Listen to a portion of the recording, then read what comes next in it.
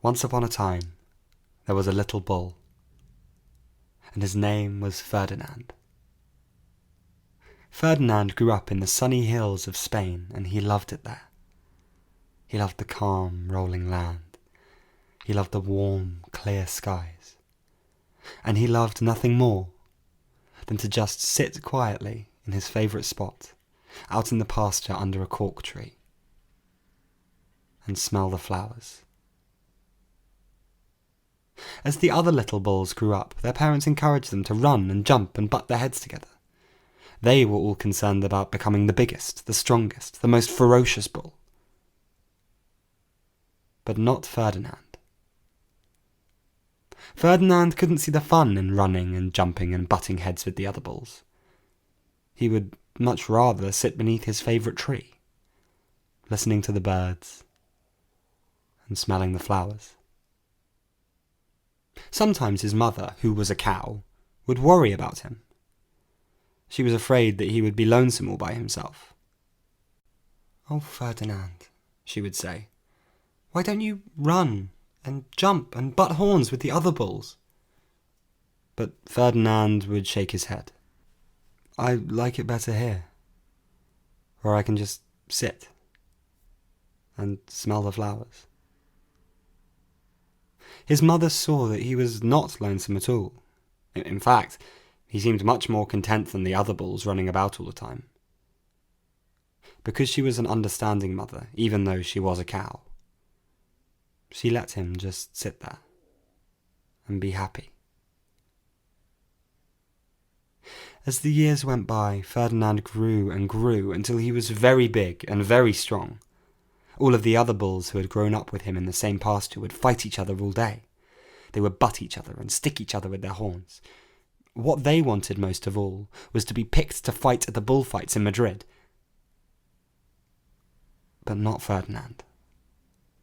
He still liked to just sit quietly under the cork tree and smell the flowers.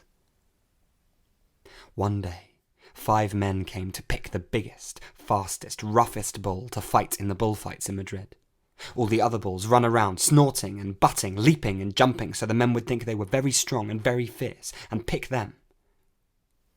Ferdinand had no interest in the bullfights. He just wanted to go out to his favourite cork tree and relax in the grass.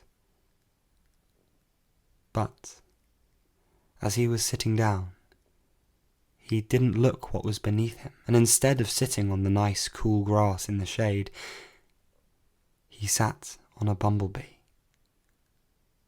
Well, if you were a bumblebee, what would you do if a huge bull sat on you?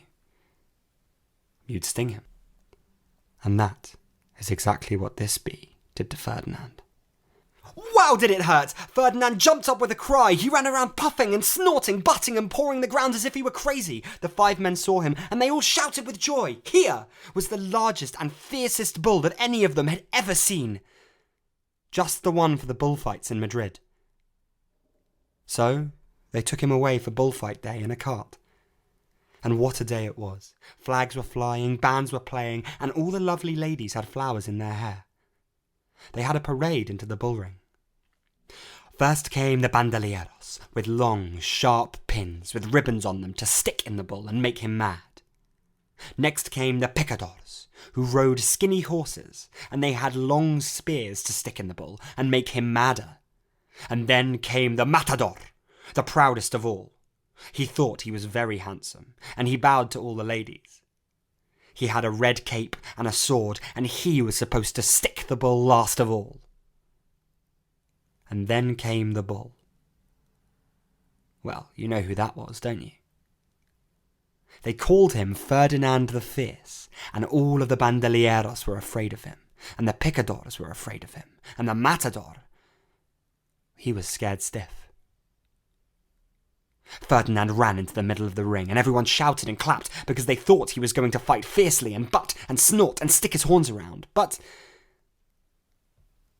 Ferdinand did not like Madrid, or the bullfighting ring for that matter. Everything was lurid and unpleasant. There was no cool shade like there was by the cork tree. It all felt too hot and too fast and too loud.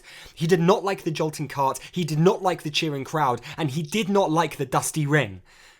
Ferdinand was just thinking how unhappy he was and how much he would love to be back in his pasture when he caught a whiff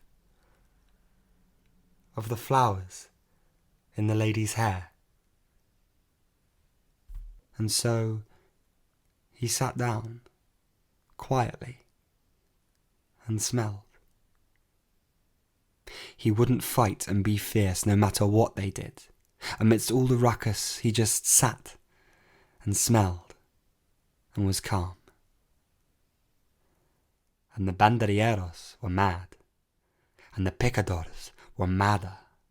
And the matador was so mad he cried because he couldn't show off with his cape and his sword. So they had to take Ferdinand home. He was loaded back into the cart and hauled over the bumpy roads back to his pasture. And when the men opened the door to the cart, Ferdinand raced out back into the lovely green fields, smelling the sweet air and savouring the feeling of soft earth beneath him. Slowly, he made his way back to his favourite cork tree, to the cool shade where he could just sit quietly and listen to the birds and smell the flowers. And for all I know, he's sitting there still. And he is very, very happy.